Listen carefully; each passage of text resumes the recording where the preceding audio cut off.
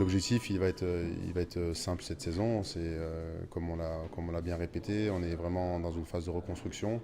Voilà, donc on a construit l'équipe en adéquation avec cet objectif-là.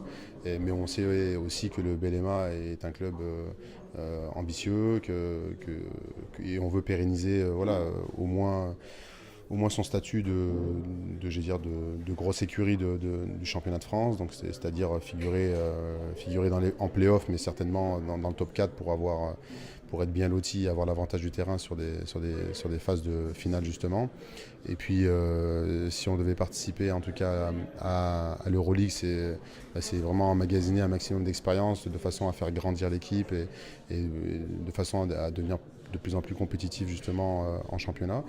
Et voilà, et puis on a recruté aussi des jeunes joueuses qui ont certains objectifs, voilà, qui voudront intégrer les équipes de France. Donc l'idée c'est aussi de les accompagner dans leur projet. Les nouveautés du Belema cette année, donc nous avons un nouveau président, moi-même, nous avons un nouveau coach, Rachid Méziane, et donc l'équipe, il n'y a que 2 joueuses qui sont restées par rapport à l'effectif de l'année dernière. Donc l'équipe est toute nouvelle.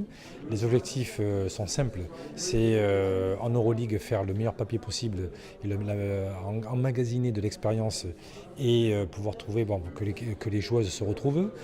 Et Coupe de France et championnat, je leur demande d'être dans le top 4. Dans le top 4 de façon à avoir l'avantage du terrain sur les playoffs. Et Coupe de France, s'il y a une fenêtre de tir, on la prendra. J'ai envie de dire que c'est un sport qui mérite d'être connu.